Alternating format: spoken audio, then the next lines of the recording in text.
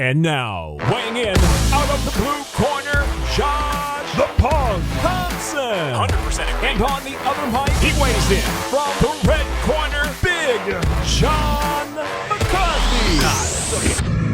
Well, hello and welcome to the Weighing In podcast. It is early in the morning after Denver finally got done after 5 rounds of Namajunas taking on Tracy Cortez.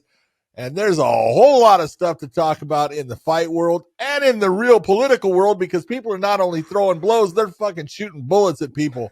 It's getting crazy there, Josh. I want you to think about this movie, Serpentine. I want you to move in a serpentine fashion. Stay away from the bullets, baby. A serpentine, is this like this? Is it the serpentine movement? I don't know. I can't remember the movie, but it was Peter Falk and Alan Arkin, and he's serpentines are going through this. What this guy's shooting. Oh man. Look, I don't know how much we want to get into that, but look, all you got to do is send prayers out to the Trump family and obviously to everyone. Obviously else to the families of other people that lost their lives going to a goddamn rally. Yeah. That should never happen, and I feel horrible for those people. You know, God bless your families. I'm sorry for everything that happened, and may only good things come from this point. You know, our prayers are with you, John. We're in such a divisive world right now. It's very everybody is just so like. So I saw something today, and this is what I wanted. Like, this really is like a fucking. Take two of the what are the two? Let's say the Philadelphia Eagles, their fan base, and then take the Pittsburgh Steelers and their fan base. Or the Raiders. Yeah, or the Raiders. You know what I mean? Like, they're so fucking hardcore fans. You know, the New York Giants and Pittsburgh, or the Eagles. You know what I mean? Like, you're taking these fan bases and they're so die hard. They're just like, they're it doesn't matter what you say. Tribal. Yes. And that's exactly what has happened. And it's so disgusting because, like, it doesn't matter. Like, no matter what, even though your side is doing something wrong, you can't agree to it because it's my team and I got to support that team. And it's just fucking, it's so cancerous is what we're doing. And it's horrible to see. You can still support one side, but be like, hey, but I don't agree with this, this, and this. And the thing is, I'm a true believer that 90%, maybe way more than that, 98% of Americans, we're all in the middle. I think we're more in the middle. And we actually, when you put them face to face, I believe that they are good people. That if you and I were to sit down and talk, not just you and I, but I'm saying me with somebody else from the other side that I know just hates whatever the other side is from me, because I'm not going to get into that. It just simply comes down to, if the two of us were put into a room together, we would probably get along. If we just started talking about, let's have a discussion, let's have a conversation, let's talk like this. Okay, look, I see your side on this point. I see your side on this point. Okay, so what can we do to change that? Having a two-party system is the worst thing that this country has. It's hands down the worst thing. We need to add a third party, possibly a fourth, but I say for sure a third. I agree with you. But let's start in baby steps, John. You know, and I'll take 3. I'm in this position right now where I feel like everyone, you guys should all know, it doesn't matter if you're on the Democratic side, if you're on the Republican side, if you're in the middle with someone like RFK, if you're in that middle where you were a Ron Paul supporter, if you're in that middle in that area where, you know, you're independent or you're a libertarian, like we all really should understand that we shouldn't be listening. Turn your TVs off. Don't watch that shit. Turn the news off. Well, don't watch it. It's horrible and disgusting. But this is the problem. It is the problem. I'm not going to give any names, and you know, I'll say, look, if someone was anybody that sees me, he's a freaking right wing conservative, you know, and it's like on some things, and on other things I'm kind of liberal, and on other things I'm right down the middle, and just depends. You have to have that ability to look at what's right for not only you. But for the people down the street also, or the people up the road, or whatever it is, you know. And we used to have people in Bellator that, you know, incredibly liberal, and they used to love to talk to me and say, I never thought you would look at things like this. And it's like, why is it that you have to paint people into a corner like you know who they are? You know, it's good to have that ability to say, I like this and I like that. You know, and it's crazy when you see people that get so mentally put into what one party goes for. Well, that's what I go for. Well, that's stupid. You're not thinking for yourself. But the other part that is just horrible is our media is horrible now. Disgusting. When I have, legacy media, I watched a video. They sent me a video. Boom, it's this thing with Trump, and I go, well, there's shots fired. Oh man, okay, and that I can, and I'm going, that's return fire because that's a different caliber. I can hear it, right? And it's like I have CNN saying he fell down. Mm-hmm. Well, how is it you expect anyone to believe anything you say when you frickin' openly just lie? So, That's not true, but you put it out there. It's no different than what they did with Joe Rogan with the whole ivermectin thing. You openly and blatantly lied, knowing that it wasn't what you were saying, but you don't care. And this is why no one believes you anymore. Yeah. Everyone believes what's, they're getting off of social media and stuff now, way before anything was, legacy media. And it's like, shame on you guys. You have created this. You have put this in the position. It used to be, man, when I was a kid, there was a guy named Walter Cronkite. This is Walter Cronkite, and everyone listened to Walter Cronkite. Not anymore. Yeah. No one gives a shit what anyone is saying. Well, there's two things that needs to happen. And look, let's not get into this too much, but there's two things that need to happen, John, is that we need to take money out of politics. And we need to take money out of media. Like, I know that there needs to be a way for media to make money, but it can't be making money from our governments. From our government or independent tech companies or pharmaceutical companies or anything. You cannot to push things on people they don't need. Yep, exactly. So I don't know if there's a way to do that. Look, I'm not giving suggestions on how to fix that problem, but there needs to be money taken out of mainstream media. I don't know how else to look. Now you can see that people have been able to make money, whether it was through Substacks and other stuff for podcasters and other people that are independent journalists and this and that. And people should be able to decipher what is the news, the media that they want to listen to. I get all that. But for some reason, our media has taken a huge turn, and they really have kind of helped shaped us against each other. And that's what's really disturbing to me. To see what and here's the other part is that they have decided that, I don't know if like you start to see it.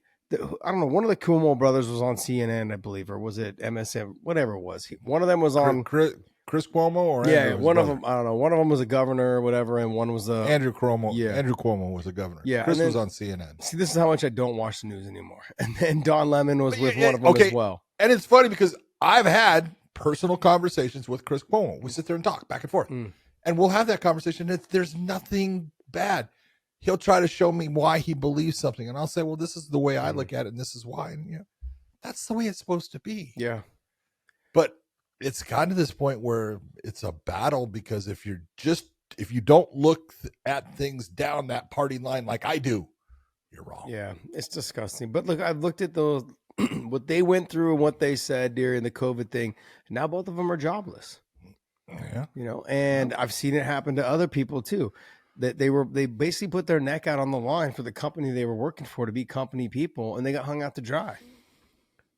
Now they're both unemployed, and not just them, other people as well. I mean, there's a list, not just off the top of my head that I'm thinking of it because I didn't plan on getting into it this much. But just turn the news off. Just turn it off. Go which through. Is sad. Yeah, which is really sad, John. It really is because once you realize that they're the ones dividing us the most, which is really upsetting because I got a lot of friends that during the COVID time that, I mean, I still try to be cool with them, but then I can just tell that they're very bitter about the fact that they've been lied to for the longest time, through the news. They believed everything that was being said. They believed it all. And it's one of those things like big time. Those people that want to just die on the mountain. I've got several friends that just are still up there dying on the mountain wearing masks in California. I just saw them last week, still wearing masks. I'm just like the best thing I was ever told during the COVID thing because we're wearing masks.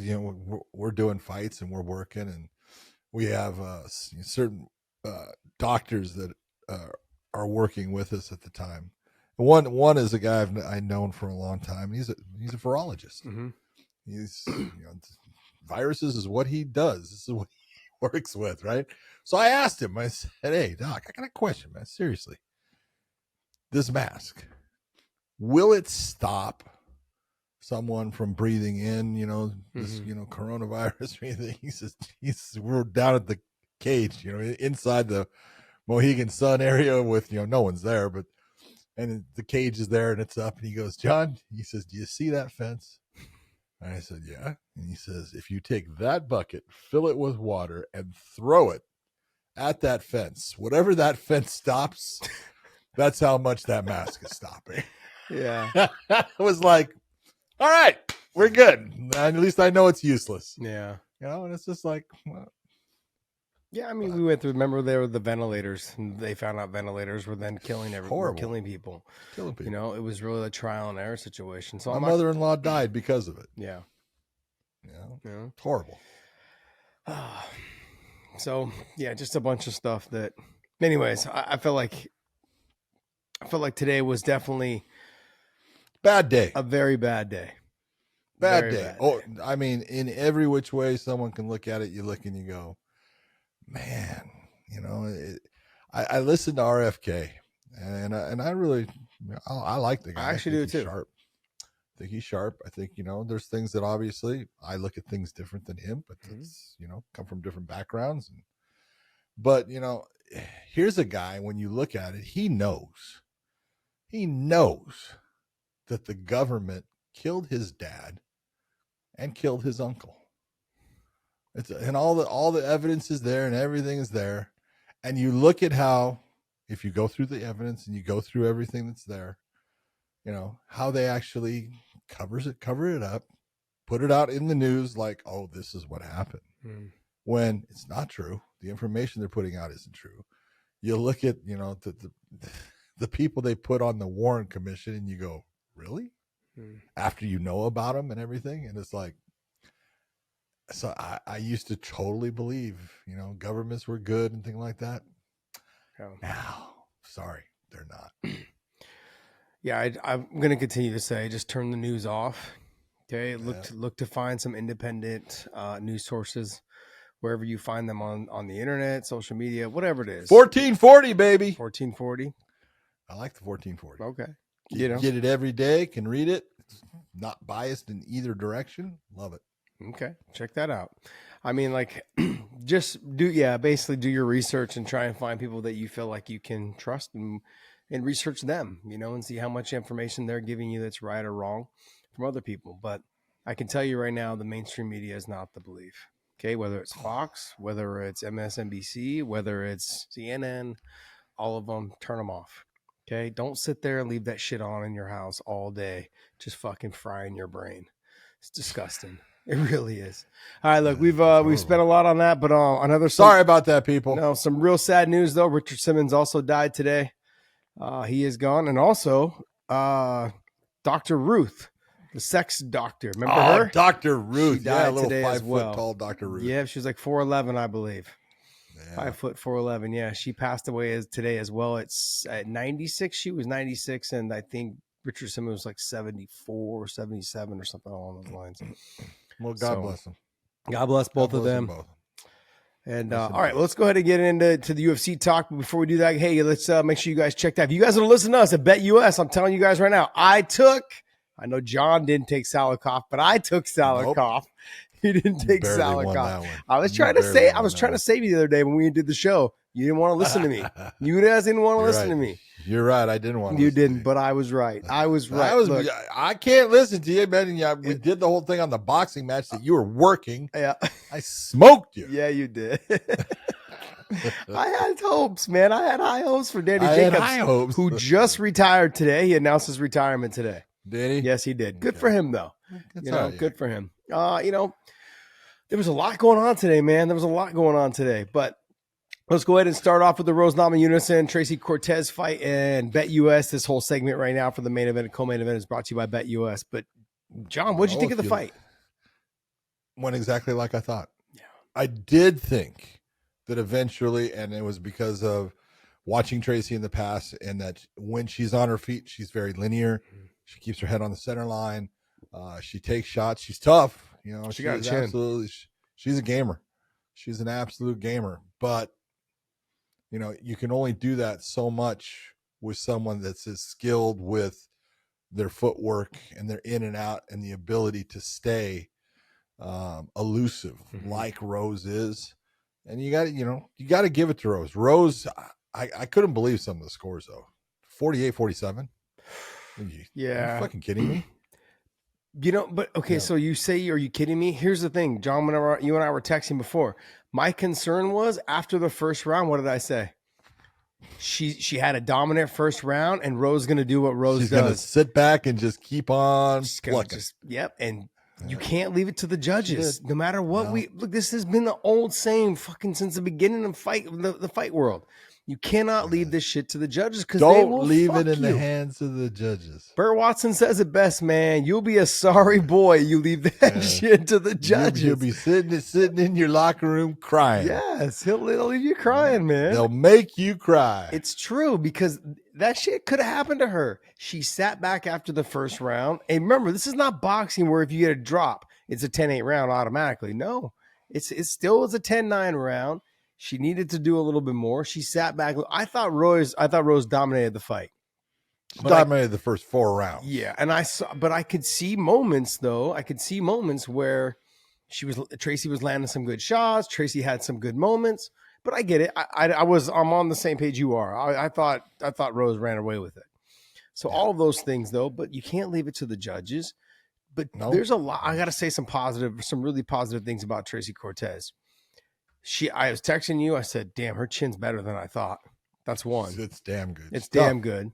And then once she realized after she got dropped and she survived, she was fighting better. She got better as the fight went on, and I felt like she was building up confidence. This was a huge step in the right direction for her. She needed. That's the way I look at it. I look at it when you take a look at this fight. Yes, Rose Namajunas won it. She should have won it, but I think Tracy Cortez needed this fight. Yeah. She needed to have this type of fight to learn things off of, to figure out, okay, I've got to figure out these type of situations when someone is this elusive. How do I cut that distance and throw my hands to get into where I can grab a hold, and where am I going to take her?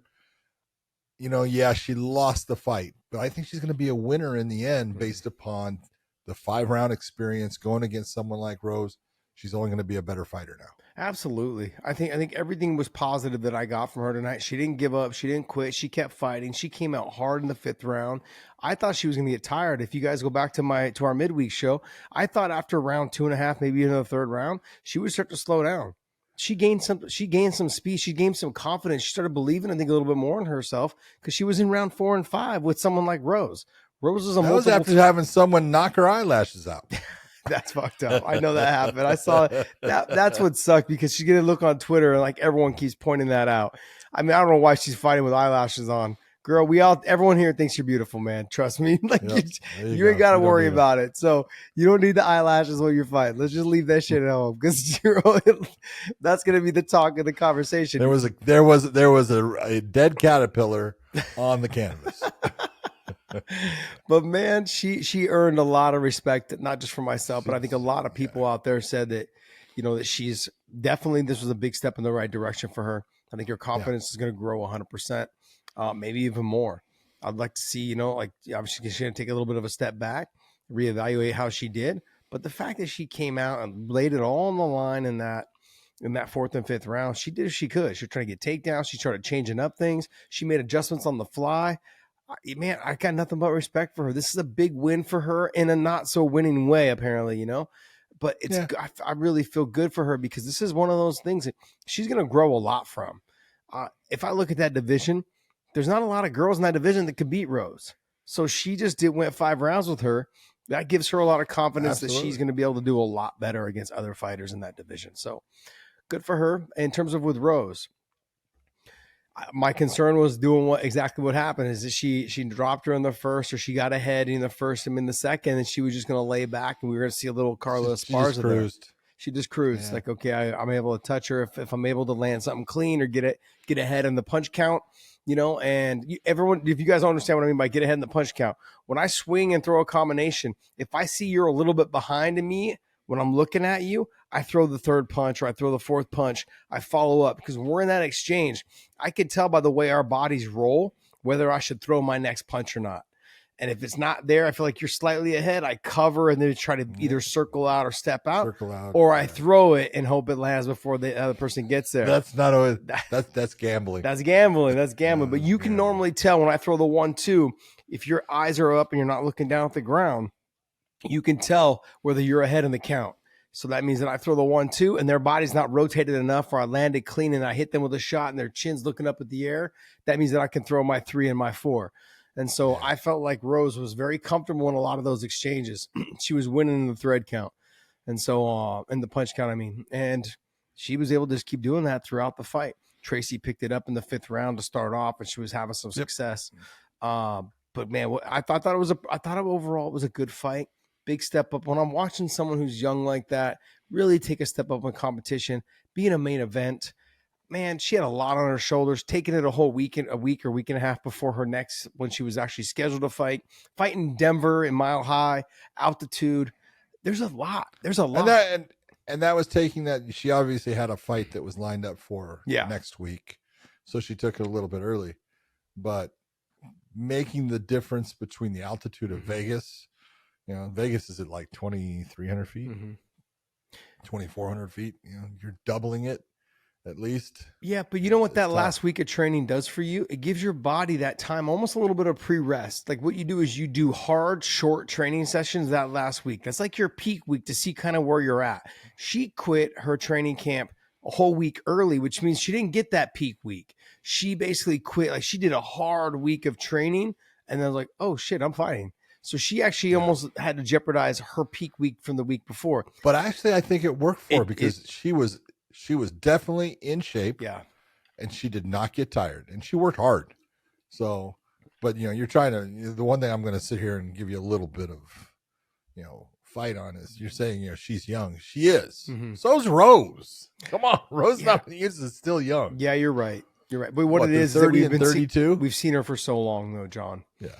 She's been at the top for so long. The way she's won the strawweight title, then coming up now to the flyweight, like that's like her trying to capture a second title. That's gonna be pretty impressive. Second division. Yeah, second division. I'm looking forward to seeing if she's able to even get there. We'll see. But overall, I thought it was a good fight. You're gonna run into these fights kind of where one person's a little bit more advanced, so sometimes they'll settle in or they'll try to get them out of there. I think Rose kind of settled in, just touch, and was able to get the win. Rose was the more skillful fighter everywhere. If you're looking at it, mm-hmm. Tracy is known for her ground, her wrestling, and Rose nullified it for the most part and put her in bad positions on the ground. As far as she got into the mount position. She had her back at times. She dominated the fight for the most part. Absolutely. BetUS, America's favorite sportsbook and casino. Live betting and racebook. We're celebrating 30 years with a historic offer. A 125% sign-up bonus on your first 3 deposits. Plus 10% gambler's insurance. Get started today. BetUS, where the game begins. Next fight. Well, this is one that I do not agree with. But we had Muslim Salikhov going up against Ponzinibbio. And Josh had said that Salikhov was going to win. He said, walk away with it, he said. And like he I got to give him credit. He did look good. He's 40 years old. Yeah. And before he was unusually fast. You didn't expect the speed that he had before. He is still fast, but he's not as fast as he used to be. And you can see the difference in him. And he's getting hit with shots now that before he was able to evade. I thought Ponzinibbio did a good job of going after him in the stand-up, taking good shots, putting shots back on him. I thought this was actually a well-contested fight between the two. Yeah, had it went to Ponzinibbio, I wouldn't have complained.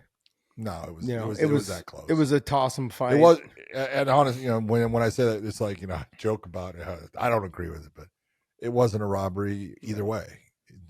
It was a close fight. I had it 1-1 going into the last round, and so was who you gave the last round to. Which I gave the last round to Ponzinibbio. Yeah, so because I had it 2-0. The judges were all over. They had there was a couple that gave Salikhov there was one that gave Salikhov the first 2 rounds. I didn't agree with that. I thought Ponzinibbio came and won the second round, but it's okay. Did you see that? Was tonight the first night that they put up the judges' scorecards right after the fight? Because that was the first time I've seen it. I think that's freaking brilliant. Yeah, that's awesome. I think that's a brilliant idea. I love that. They was said directly right there on the spot, and I got to see the cards, which judges did which. I thought that was awesome. You know, the very first time they did the whole red clock in the corner for injury time, that to me was another, okay, this is awesome too. Right. The UFC is definitely ahead of the game when doing things like this, you know, more so than the other promotions, but this is definitely something to keep an eye on. I like this because then, you know, most people have to go and look it up, or journalists go and look it up, whatever it is. And they can get right to just complaining on Twitter as soon as possible. Now that they're going to be up there on TV. So true. But look, Salikhov, when you say he slowed down, he has slowed down a little bit. I don't think as much as you're thinking. But what I will say this is at 40 years old, he hit Ponzinibbio with the spinning wheel kick to the head. And you can see that Ponzinibbio got hurt by it a little bit because he circled and stayed away. And Salikhov doesn't have the explosiveness to keep going after it. He sat back and goes, okay, it took all my might to get that thing that fast, that thing up there. And at 40 years old, I can relate. I'm like, look, I got 1 or 2 hard shots, and then I got to take a breath. You know, take a breath. I gotta buy about 5 seconds worth of breathing. Yes, you know, it's the recovery is just not the same at 40 years old. It's not the same at 37, 38, 39, but at 40, 41, it starts to really get worse. For some reason, I don't know if it's a mental thing. I don't know if it's just a physical thing with the body. Everyone's body is different. Thing with your body. Yeah, it's just especially, you know, this fight was, you know, Ponzinibbio is not young. He's 37. Yeah. So it's close, but where you're gonna see the difference is when they finally just, you know, decide to put Salikhov against a young fighter that the gas tank is full and they can just go and go and go. It will make a difference. Well, I think Alhassan knocked him out or dropped him and then hit him with the choke or something like that. I think it was Alhassan who beat Salikhov. I might be wrong. It might be wrong. It was like 1 or 2 fights ago. You want me to look it up for you? Yeah, if you have it there in front of you. Lost to Randy Brown. That was a straight right hand. Decision loss. Lost to Jingliang Li with a right cross to ground strikes. They must have been like long ago, he lost to Alex Garcia in a rear naked choke. No, I thought it was a side choke. Anyways, I saw maybe it was who was that? You said Randy Brown. Maybe it was Randy Brown then that got him. Randy Brown was a straight right hand. First round, 317. Got it. Probably him then.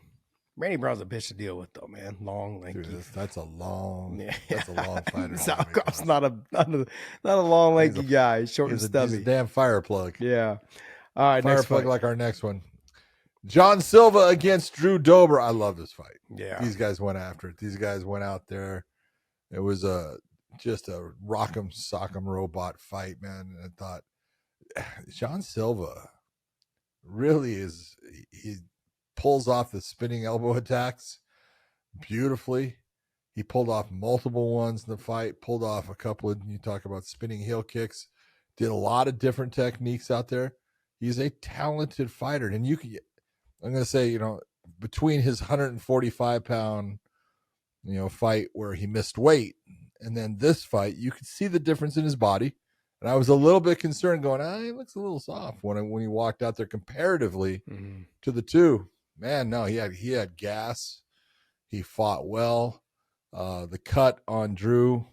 Hey, there comes a point, and this is where, you know, we say things and we talk, and, you know, if you're talking with a ringside physician, we talk about cuts that go in line with wrinkles on your face. Those are good cuts. Well, that cut is going in line with the wrinkles.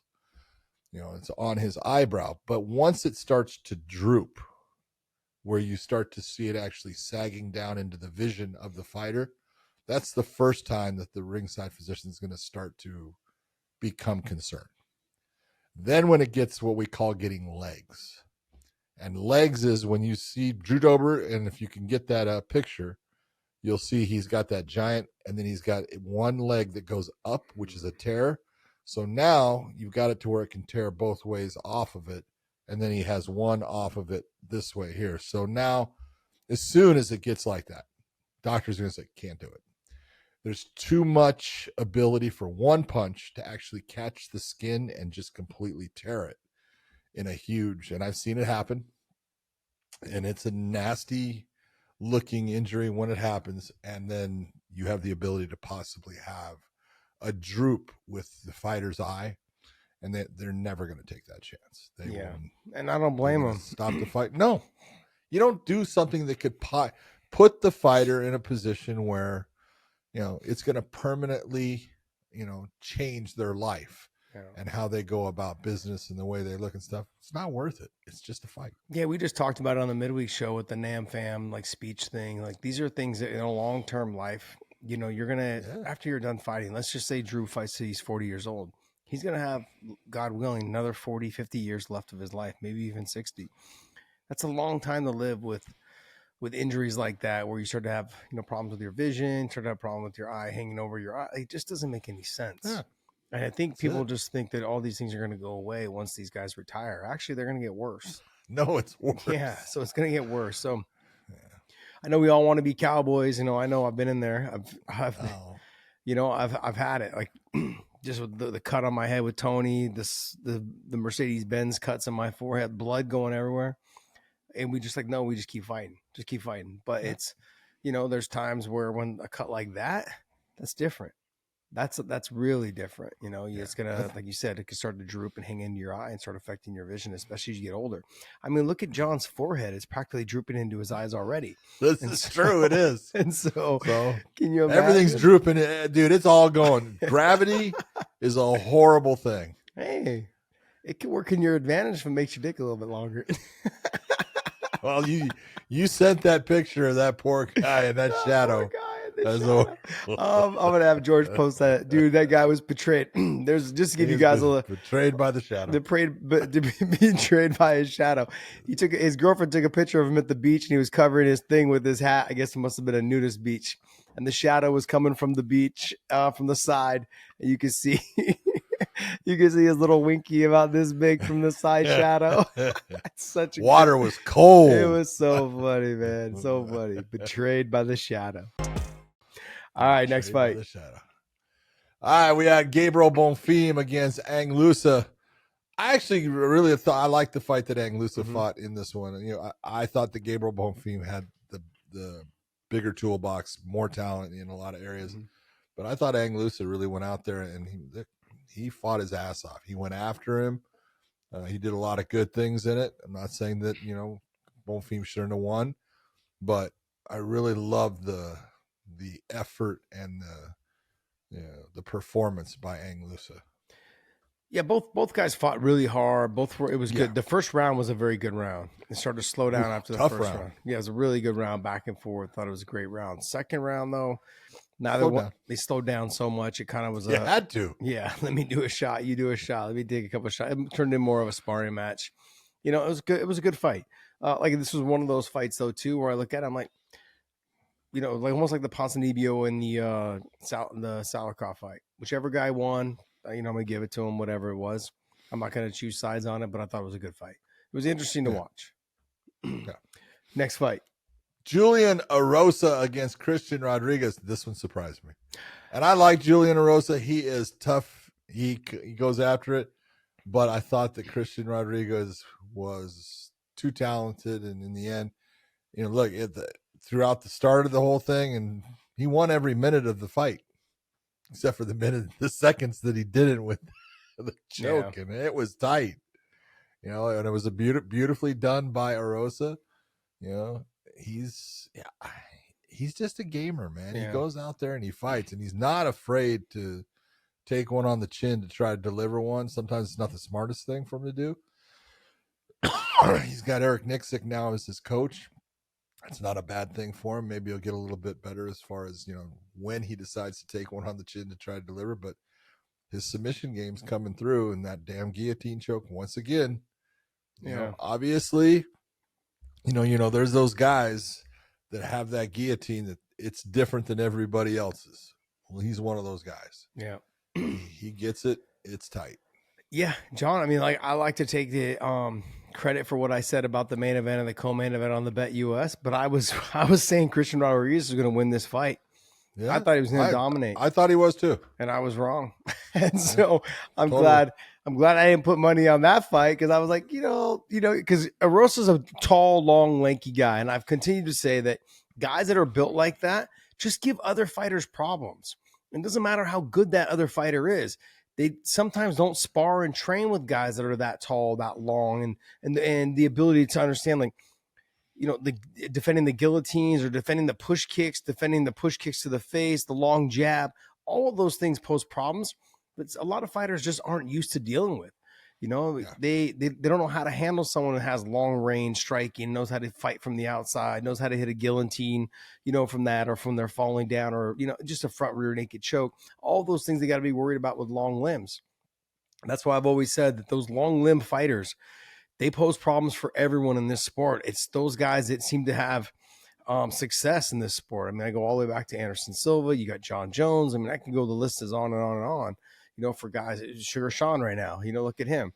They pose problems for people, man. People don't know how to deal with those kind of fighters. And Julian Erosa now doing a great job. He's obviously working with Eric Nixick, who's a fantastic coach. I put him at the top, probably top 2 or 3 in the 1, 2, or 3 in the MMA world. And so good for him. Good win for him. I thought it was a great win for him. So it shocked me, for sure shocked me. But But yeah, man, I got to admit when I'm wrong too. I can't always take all the credit when I'm right. No, so that's it. I mean, I'm right a lot. So you guys. We had Cody Brundage taking on Abdul Razak Alhassan, and this didn't last long, and it was called off of what Dan Murgalata said were illegal shots to the back of the head. A couple elbow strikes back there, and Cody Brundage could not continue.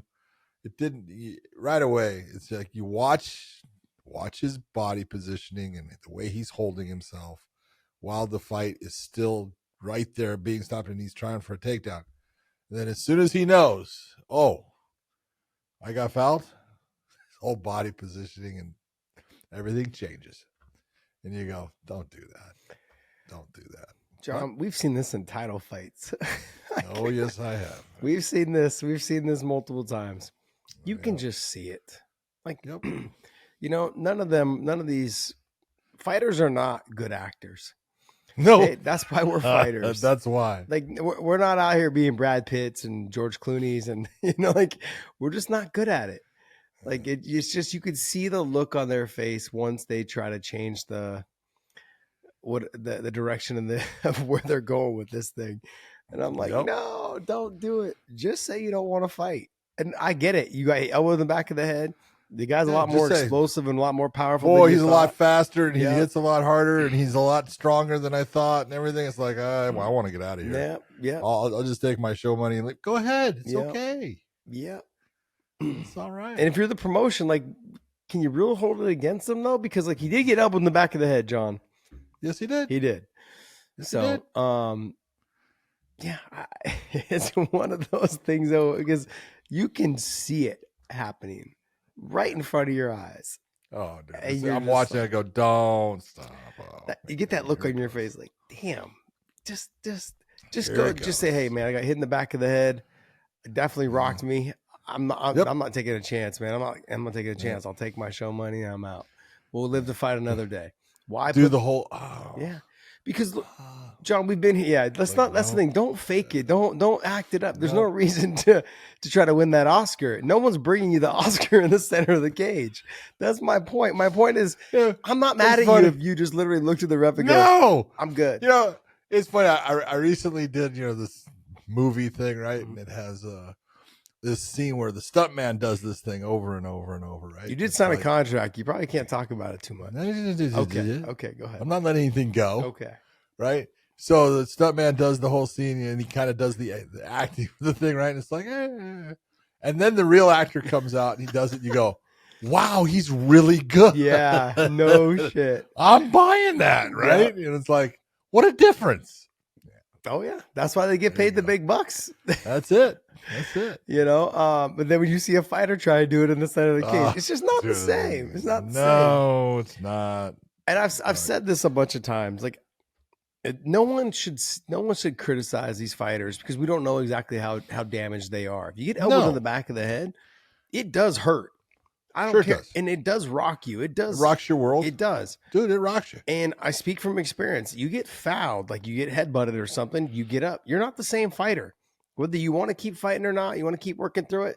I mean, we've seen it too many times where guys have gotten either headbutted or they've gotten hit with an illegal shot on the ground. They got up and they got knocked out probably the next combination because no, they wanted to grit through it and fight through it. They shouldn't have. You know, sometimes it's not the best thing for you. And then they ended up losing the fight. They got knocked out, and then all you got to say is, you know, dude, I just don't feel right. Yep. Okay. The reality is, we would believe that. You don't need to give me the act inside the cage. I believe it. I really do believe it because I've been there. You know, and because once you say no, I'm good to fight, I don't want to hear the excuses after. It's no different than if you took a fight on 10 days notice and then you go out there and you lose. I don't want to hear the excuses. Oh, well, you know, I didn't have a full camp. Have a camp. I didn't have a camp. I don't want to hear that. Once you agreed to take that fight, that's it. You knew what you were doing. That's it. Yep. And it's no different than when you agreed, like, hey, no, I'm good to continue on. You decided that because the crowd talked you into it. Your corners maybe talked you into it. I don't know, whatever. Maybe the ref kind of was giving you the evil eye going, man, you going to puss out like this? No.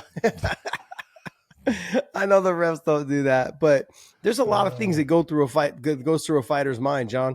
I know that there's been a couple times I got kneed in the nuts, I think, in my first stint in the UFC. And I remember thinking at one point, is Lorenzo or Dana going to think I'm a pussy if I pull out? Like if I just say I can't keep going?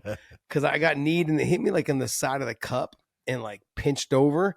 And I remember going, oh, I could feel it swelling a little bit. And I was like, oh, I can feel it all the way. It just hurt here. You know, you know when it pinches, it's like it pinches the nerve too. Mm-hmm. Oh man, it was so painful. It's like trying to hit an armbar with no cup and you roll it over your nut. It's the worst feeling Squeeze ever. Down on it. Yeah, it's so bad. I felt like, what was that movie? Something about Mary where he zipped up his pants and the ball got stuck. Yeah. We got a bleeder. Oh shit. Oh, that's what it felt like in that fight. And I was like, man, I do remember though thinking like, fuck, is Lorenzo and Danny gonna be like, man, this fucking pussy couldn't fight through it. So those things that go through fighters' mind. Next fight. We had Charles Johnson and Joshua Van. This was actually a good fight. Joshua Van was just, he was hitting him with everything he wanted. Charles Johnson was having problems as far as getting to Van. And start of the third round, Charles Johnson said, fuck this. I'm going to fucking turn this up. He did. Mm-hmm. And he won because of it, because it was a beautiful, you know, I'm going to say that the right hand hit him on the temple, but then the uppercut definitely put an end to it. This was fight of the night.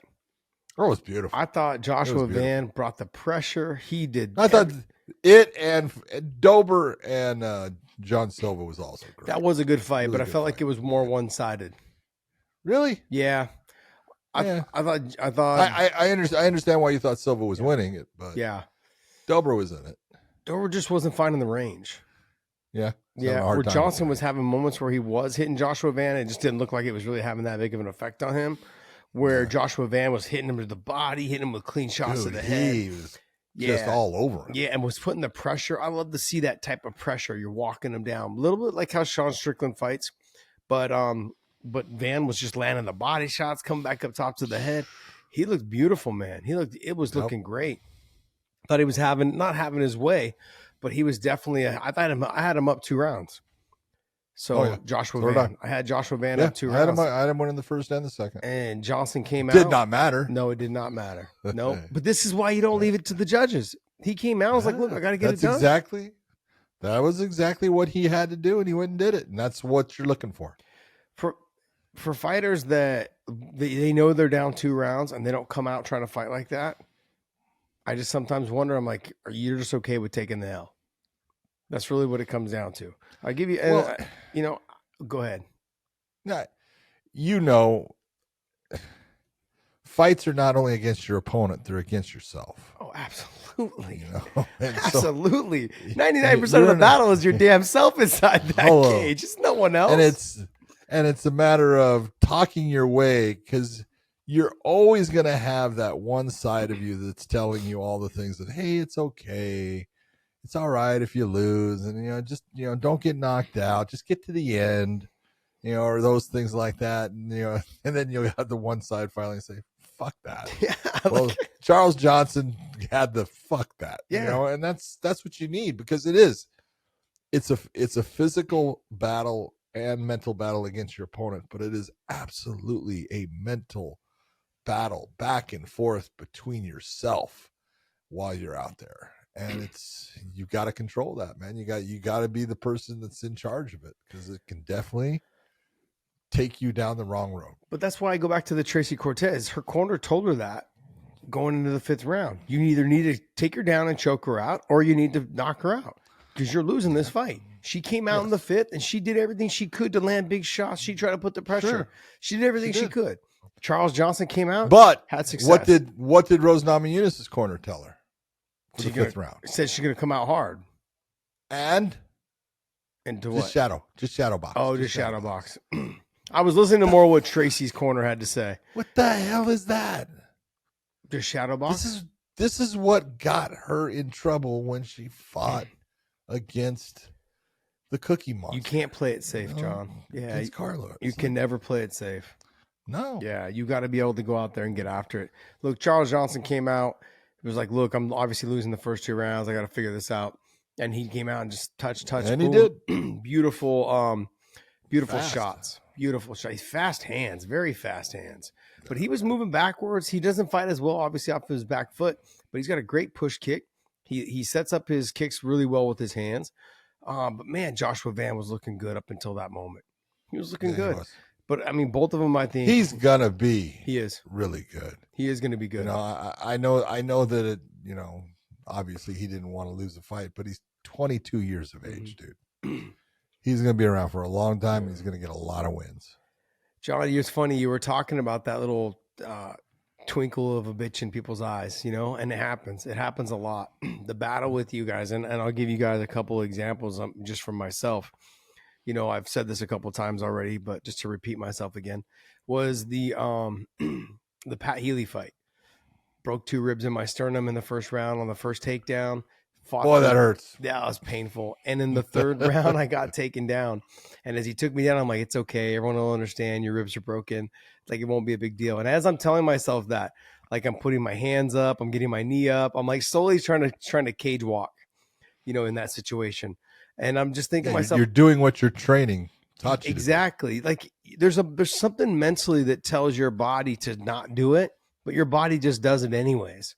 It's all the years of training. It's just the repetitiveness of wall walking, of, building your base back up, digging your underhook, all of those things. And just telling yourself to give up, but it's okay. It's okay. It won't be a big deal. It just wasn't at that moment. Like my body was saying, my mind was saying no. My body was telling me, yeah, you could do it. It was like, go ahead and get up, it happens to us. It really does. I don't want people at home sitting on your couch fucking drinking your Bud Light thinking that these guys are not having a mental breakdown inside their head at the moment they're getting, they're trying to get their asses up off the ground. There's so much shit going through these fighters' minds. Even when they're winning, they're still doubting themselves. They're still like, man, if he gets up, I'm in trouble. Oh, man. Damn, I just hit him with the best shot I've thrown the whole fight. And he just shook it off like it was nothing. Yep. Just everything. There's everything. We overthink everything inside that cage.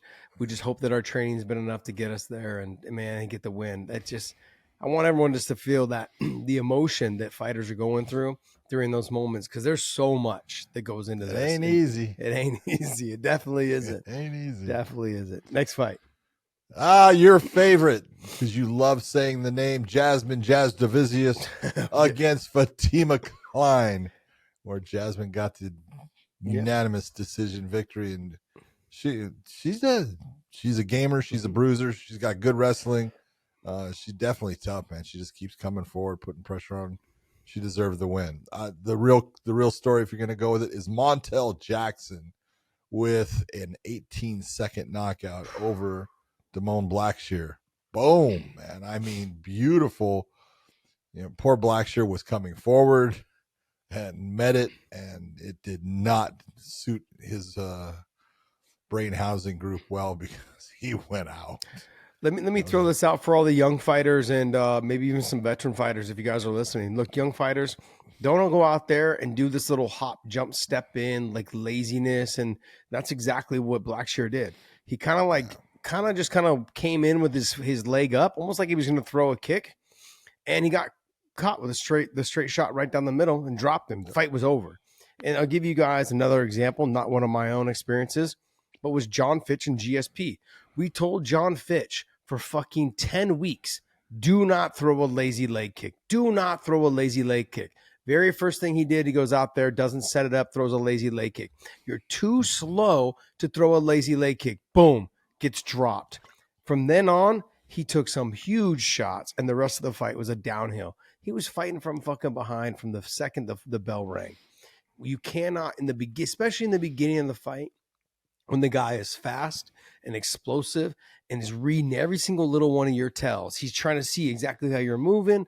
And when you come in lazy, he's like, damn, boom, right down the middle. Beautifully done by Jackson. Beautifully done by Jackson. I mean, just seeing it, didn't hesitate, through aggressive and through straight, didn't loop it. Yep.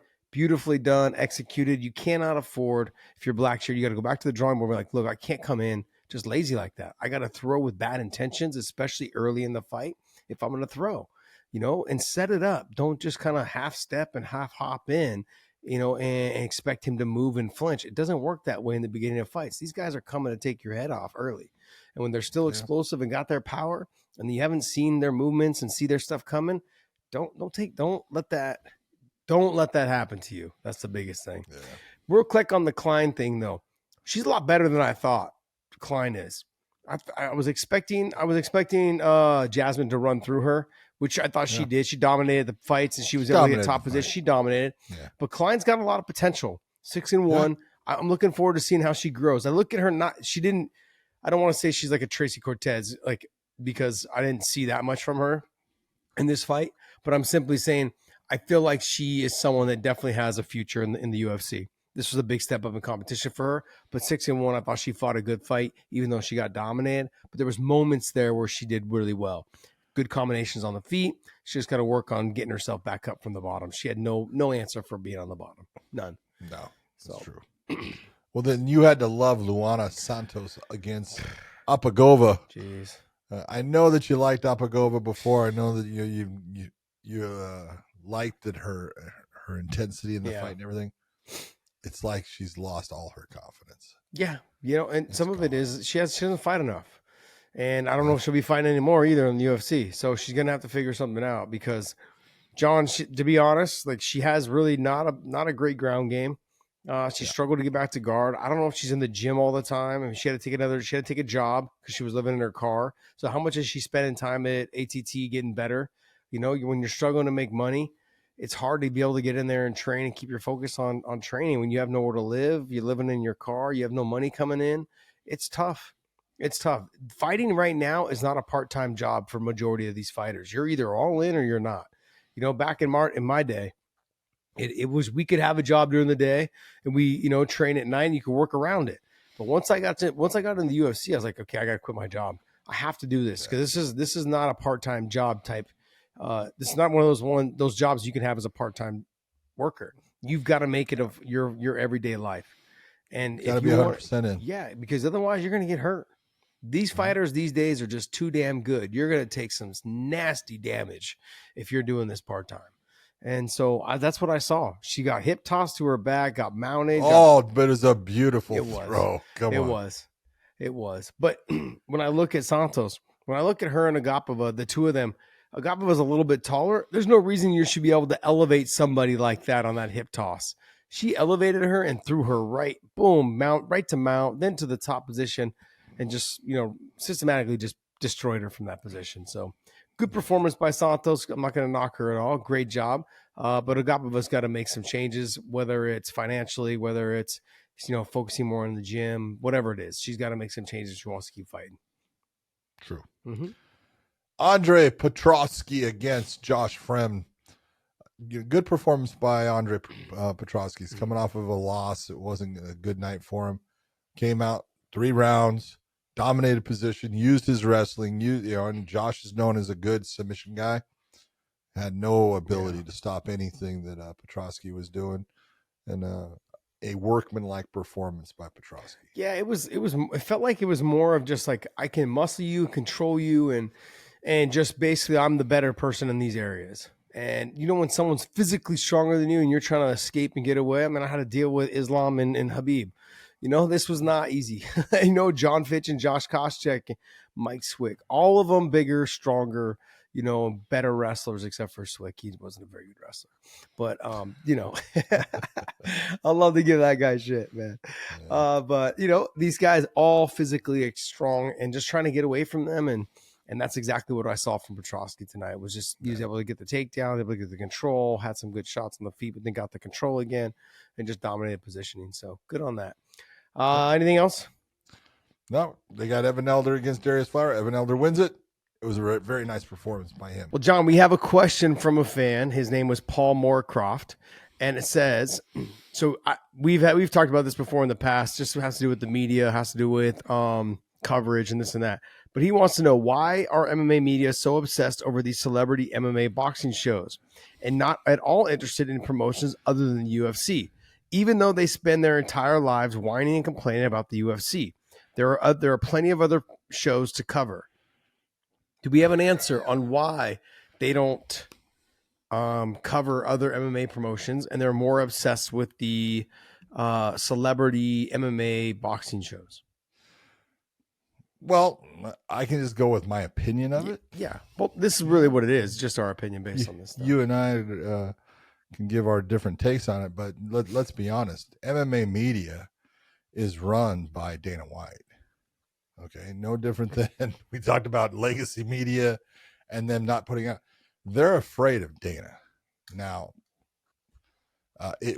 long ago, Dana basically made it to where, look, if you said something that he didn't like about his promotion, or you did something, and I'm going to tell you right now, and I'm not saying it was, in my opinion, right, but, back a long time ago, I think it was UFC Ultimate Fighter 4, where Josh Gross went on the radio and said, well, here, if you want to know the results, now you got to figure they have filmed an entire show, and he's going to give out the results before any of those shows have been aired.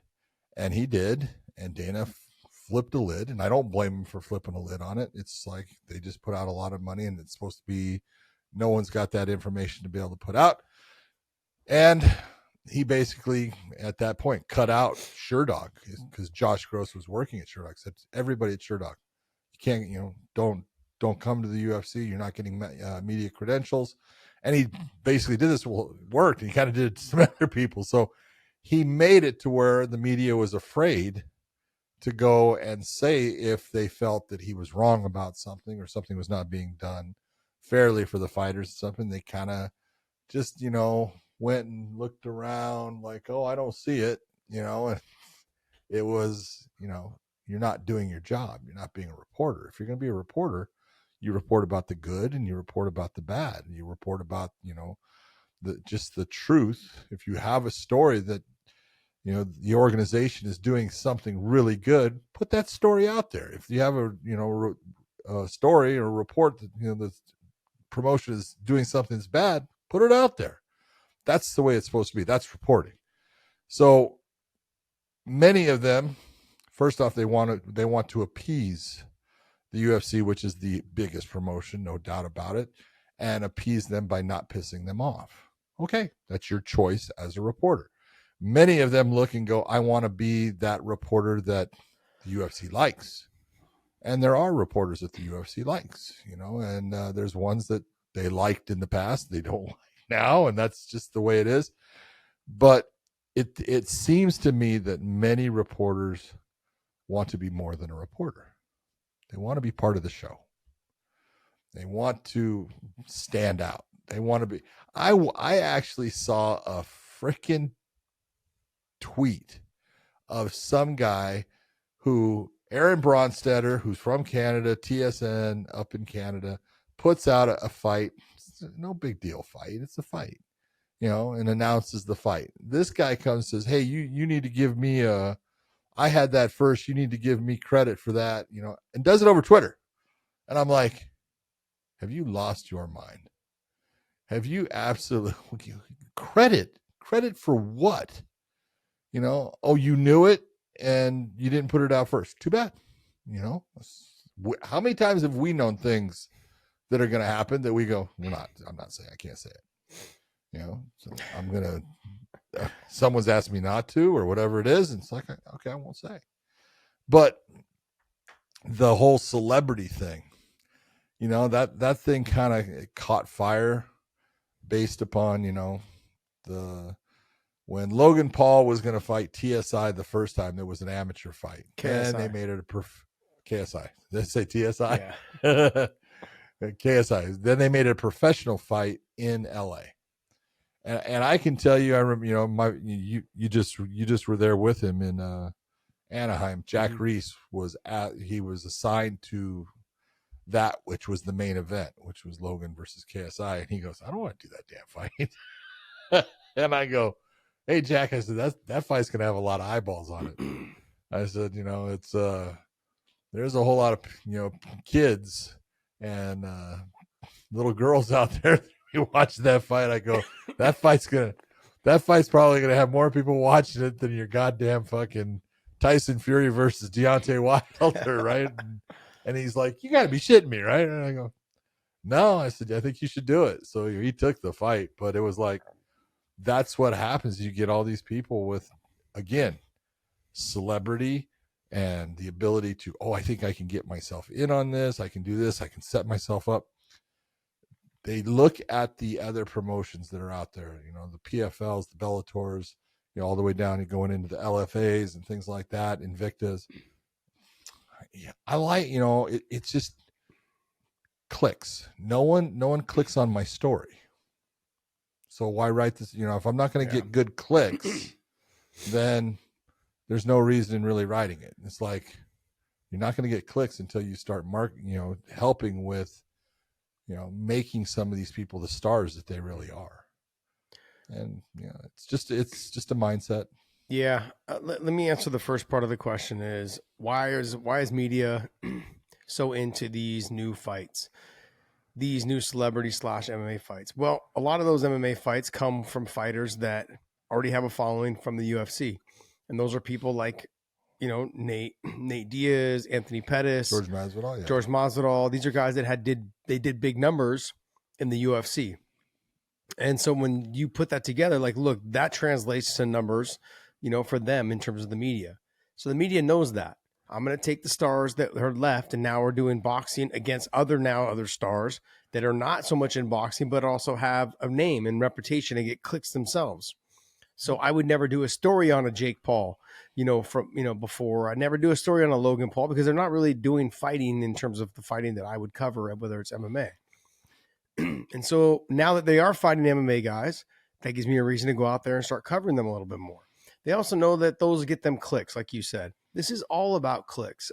You can't look. We still work with Podcast Dave. Podcast Dave is a good friend of mine. I was the best man at his wedding. But he was always like, look, we don't have to put so much out on PFL, Bellator, One Championship, and, UFC stuff is what gets us more clicks. And John and I always said, we're going to try to do whatever we can to cover all the promotions as we possibly can. We don't cover one as much because let's just be honest. I can't watch them all. The time change is I can't watch them. I'm good. I wouldn't say I'm great friends. I'm not good friends, but I know the Rule Teller brothers, and I really do. I do admire them and everything where they've been in their lives and what they're doing now, what they're accomplishing right now. I would do the best I can to try and set up and watch them fight. But I got to be honest, I don't always know when they're fighting. You don't normally find out until the week of because no media covers them, And so when I'm looking for articles, it's normally like not until the weekend of. And so, and then to click on, like, shit, I missed it tonight because they're not on the top of my head.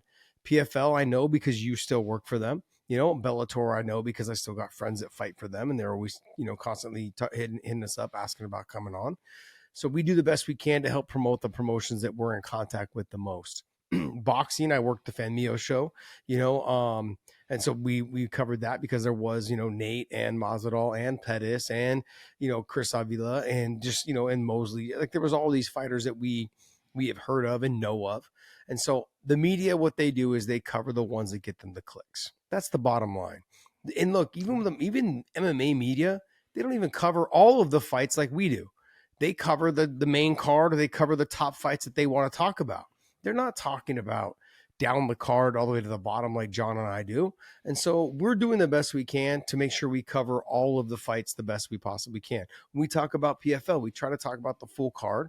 We talk about the fights that really excite us. If we feel like a fight's not going to be exciting, then we don't talk about it, or we just brush over it a little bit and we move on, or if we feel like a fight's going to be one-sided, we don't cover it as much and we just brush it on a little bit. We don't mean to do that. Actually, yes, we do, because we feel like it's going to be a one-sided fight. Yeah. In terms of, them whining and crying about the UFC and this and that, the bottom line is their bread is buttered by the UFC. They're going to whine and cry all they want, but there's nothing they can do about it. The UFC does not kowtow to anybody. They don't need to. Look at what Dana White just did after the Theo Vaughn show. Theo Vaughn said, yeah, Peloton called me and said that they are going to pull my sponsorship if I posted the RFK video. Dana found out about it. He goes to the UFC gym there in Vegas and takes the Pelotons out. He yanks them out. And sure enough, I guess apparently the Peloton CEO basically resigned. So now he's gone on all these other podcasts now and said the same shit. He's like, my friend was told. But go ahead. I absolutely agree with him. He's right. A sponsor of whatever it is, Theo Vaughn show, the UFC, the Weighing In podcast, should not have the right to tell Theo Vaughn, the UFC, the Weighing In podcast, what I put on my show. You don't have that right. No, I agree. And they don't have to sponsor us either. That's exactly the whole point. That's exactly on it. Yeah. But I've said, look, there was times when John and I were having not problems, where I was having conversations with Scott Coker. I said, hey, we talk about everything, so I don't want to, how many times did I piss Scott Coker? Yeah. I said, we talk about all the other promotions. We talk about the fights that we feel are good. We talk about the fights that we feel are not good. And I got texts a lot about like the things that we've said on here. And I said, look, no disrespect, but we have to give our honest opinion. If we can't do that, okay, then it's not going to make everyone happy. But then people are going to see through what we're doing. And I don't want that. I don't, and I know that you and I always got called, homers and this and that for Bellator, but it was not the case. I got to tell you, I got a lot of calls from a lot of people basically saying like, hey, that wasn't very nice. That wasn't this. Like, that's not how the fight went. No, that's exactly how the fight went. I sat cage-side and called it, and I know exactly how the fight went. So look, media will sometimes and like you said it best, I think, is when you said the mainstream media for MMA, they're afraid to piss Dana off because they know that their credentials could be revoked. I said that a long time ago, and I've said it forever. They are afraid to have their credentials revoked. Some media, their credentials have been revoked, or some media, they don't get good seats. Some of them have to actually write the articles from buying tickets, a couple rows up or 10 rows up, whatever it is, or sometimes in the upper deck, whatever it is. They don't get credentials because of an article they read, they wrote the time before. That shit still happens. And some of them are going to deny it, but it happens. They're going to deny it because they want to try to get back in the good graces with the UFC, or they just want to make sure that they stay on track, not pissing off Dana. But we understand it's your guys' job. That's how you guys make your money, but in terms of it all wrapped together, they understand that that's how their bread is buttered, and they need to make sure they keep the peace, which I don't blame them. They've got to make a living. No one's going to knock you for making a living. That's just how it goes. At least I'm not gonna. I mean, maybe some people will, but I'm not gonna. That's that. Outside of that, in terms of the celebrity stuff, that's something now that's interesting. It's different, and that's what they're gonna do. that's what they're gonna like. There's fights to be made. I'm sorry, but the Diaz and Masvidal fight, it sold out the arena at 18,000 seats. I'm sorry, I don't know what they did pay-per-view number wise, but damn, the fight inside was awesome in terms of the crowd had energy. It was a fun experience, great arena. I'm glad they went there instead of the Forum. It was awesome setup. It was great. They did a great job. The crowd was awesome. So I think that's kind of what it is. The last thing on the media, I also believe that if they end up writing too many favorable articles on other promotions, the UFC takes note. They take note of like, hey, did you know like this? If this was the fight, if this fight was better than this fight on this night, those kind of situations. I do believe the UFC takes notes.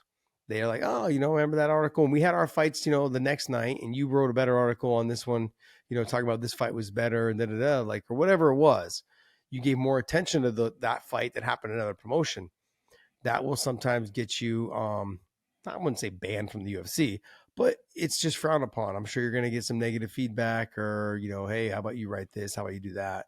Whatever it is. It's just not that they understand where their money comes from. Their money comes from the UFC. That's it. Correct. All right. Hey guys, that's going to wrap up the answer. What's that? Hopefully that's a good enough. That was a long-winded answer from both of us, by the way. But hey, hopefully you guys enjoyed our talk in this show. And I want to thank you guys so much. Also, we have been sponsored by this company called LMNT.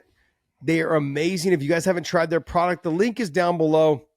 Look, I got to be honest. All of the friends that I've turned it on to, even Big John, he was very hesitant when I gave it to him. I was like, hey man, try this product. Let me know what you think. Man, you've been soaking them up, buddy. You've been soaking them. We have to send you boxes all the time now. Dude, I think I drink more of it than anybody. But it absolutely, if you are working out or working out in the sun or any of those things, look, it'll keep you from doing something stupid enough to get dehydrated to the point where you go down. It is absolutely something that you need, and it tastes good. It goes down easy, and I love the product. LMNT is fantastic. I would suggest if you buy the cans, you make sure you keep them cold. If you buy the mixture, make sure you mix it in with some cold water because it tastes better when it's cold. I'll suggest that as well. But use the link down below. With every purchase you guys buy through our link, they'll send you a free package or a free gift with it. Normally, it's just more product, which is a great idea because I'm a big supporter of this product. I've given it to my son because he plays lacrosse in the hot weather. I've given it to him when we travel ball for soccer, all of these things. It keeps him hydrated. And for anyone that tells you that salt is bad for you, don't listen to them. They're stupid. My career changed around when I started doing salt loading in the morning. My cramping went away. My energy levels rose. I started using it almost as like it was a pre-workout. I started noticing the benefits. Instead of taking a pre-workout, I started salt loading in the morning with a liter of water. And then I went on to drink, a little bit of salt throughout the day. Salt, when people talk about salt and using it throughout their workouts, they're like, oh, well, I'm trying to like lose weight. That has nothing to do with losing weight unless you're trying to cut weight for a fight that week. Okay. It has nothing to do with that. While you're in hard training, while you're playing soccer, while you're playing tennis, while you're out in the sun working on a farm, something like John is, okay, you got to take note that your body needs salt to make sure it can recover. When you're working out and you tear your muscles, it needs salt and water for it to recover. So these are the benefits of salt loading, which is what I'm talking about with LMNT. Hit the link down below. Use a purchase. They'll send you some more product. Okay, give it a try. Like I said, drink it cold. It tastes better that way. This is probably one of the more organic reasons I can give you for this product because I'm a big supporter of it. I think it's a great product, especially for kids that are athletes. Look, I live in Texas. It was 98 degrees today. It's only going to get hotter between now, July and August. John's working in Tennessee, which is humid and it's muggy 95. and he's on a farm out in the sun doing his hard work. These are things and benefits that I see from this product. So if you guys can, click that link down below, pick some product up, give it a try. Hit us up in the comments. Let us know what you guys think of it. So hope you guys enjoy it. John, take us away, buddy. For everyone out there, hope you enjoyed the fights. Hope you enjoyed all of what we had to put out here. And please, take care of each other. Be nice. Be kind to someone. And we will see you.